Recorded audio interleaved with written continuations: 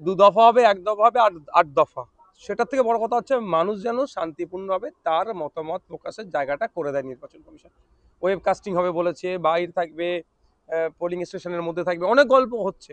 কিন্তু ভোটের দিনে তো সিআইএসএ বলুন, সেন্ট্রাল ফোর্স বলুন, বা এই সিস্টেমগুলো আর খুঁজে পাওয়া যায় না। তখন স্বাভাবিকভাবে যারা শাসকে থাকে তারা একচ্ছত্র তাদের ক্ষমতা প্রয়োগ করে গুন্ডা মস্তান মশাল পাওয়ারকে দিয়ে বোমগুলি পিস্তলের আওয়াজ দেখিয়ে এই মানুষের মতামতকে তারা আটকে দেওয়ার চেষ্টা করে।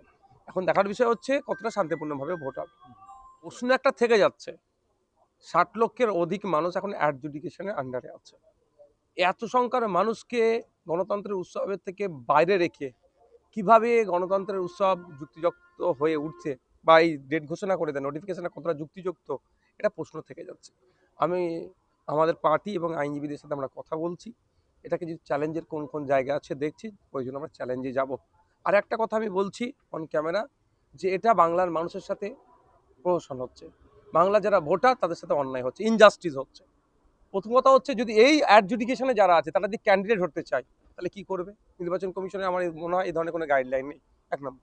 দ্বিতীয় কথা, যে প্রার্থীকে নির্বাচিত করার জন্য সরকারে আসবে, সেই সরকারে আসার মধ্যে একটা ৬০ লক্ষটা কম নয়। এই অংশের মানুষ যদি বিরত থাকে তাহলে তা অসম্পূর্ণ থেকে যাচ্ছে। তৃতীয়ত হচ্ছে, কেন আমরা এই ৬০ লক্ষ নিষ্পত্তি করতে পারলাম না, এখানে কি রহস্য আছে? তো এই যখন বিষয়গুলো আসছে, আমি মমতা ব্যানার্জি আমাদের রাজ্যের বর্তমান তৃণমূল কংগ্রেসের তিনি সর্বভারতীয় নেতৃত্ব, আর পশ্চিমবাংলায় এই মুহূর্তে সব থেকে বড় রাজনৈতিক দলের নাম হচ্ছে, সিটের সংখ্যা হচ্ছে তৃণমূল কংগ্রেস। তারা এই বিষয়টা নিয়ে সোচ্চার হোক, প্রয়োজনে ভোট বয়কট করুক।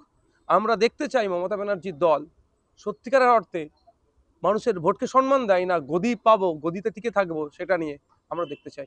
আশা করছি যদি মানুষের ভোটকে মতামতকে সম্মান দেয় তাহলে ভোট বয়কট হোক। যতক্ষণ না পর্যন্ত এই সমস্যাগুলো নিষ্পত্তি হচ্ছে ততক্ষণ ভোটে অংশগ্রহণ করব না।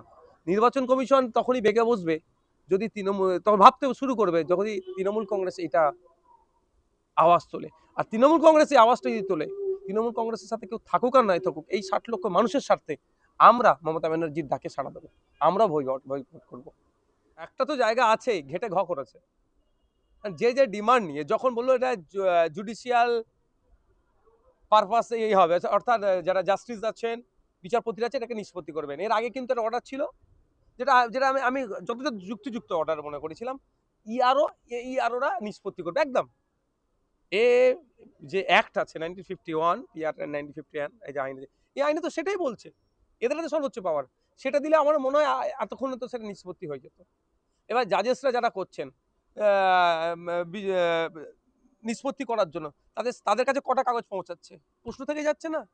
আমার গণনা ফর্মটা ঠিকঠাক পৌঁছেছে নাকি, নোটিশের কপিটা অ্যাডজুডি এই আপনার লজিক্যাল ডিসক্রিপেন্সি নোটিশের কপিটার সাথে আর কোন কোন পেপার যাচ্ছে, হয়তো হতে পারে তো 4টে পেপার বার করে দিতে পারে। আমি 2টো পেপার সহ জমা করেছি, পাসপোর্ট সহ আমি দিয়েছি, আমার এলডিতে নাম এসেছিল।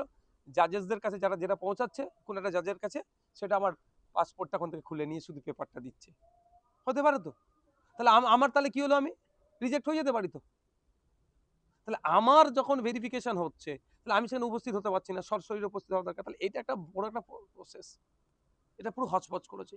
আমি আবারও বলছি, গণতন্ত্রের উৎসব সাধারণ মানুষকে নিয়ে, ভোটারদেরকে নিয়ে উদযাপিত হওয়া দরকার। তার একটা অংশের ভোটার যদি উদযাপন করতে না পারে, মুর্শিদাবাদ মালদার মিলিয়ে প্রায় 20 লক্ষ মানুষ, 20 লক্ষ মানুষটা কি কম? এই 20 লক্ষ মানুষ একটা সরকার কে থাকবে সেটা ডিসাইড করে ফেলে।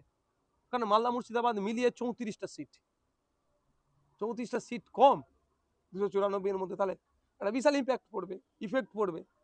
কারো একজনের লাভ হবে, কারো একজনের লস হবে, কিন্তু সে এন্ড অফ দ্য ডে সেই মানুষটা তার আর্টিকেল 326 যে রাইট এক্সারসাইজ করতে পারছে না। এই জন্য এর আমি চরম বিরোধিতা করছি।